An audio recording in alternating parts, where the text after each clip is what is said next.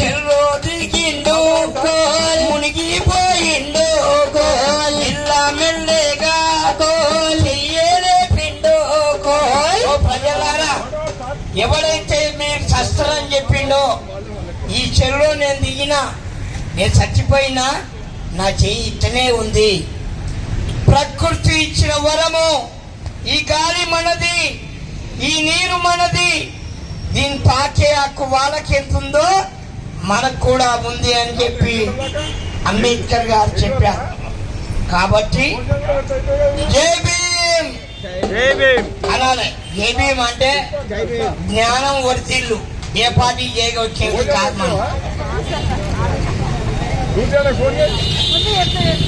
జై భీమ్, జై భీమ్. ఇవాళ మాకు ఆదేశాలు ఏంటంటే సపోర్ట్లు ఉట్టుమని ఊకే అనొద్దని. జై భీమ్ అని అని రాత్రే మీకు దండం పెడతా. జై భీమ్, జై భీమ్. మా సంధ్య మరొక పాట తర్వాత ఈ సభ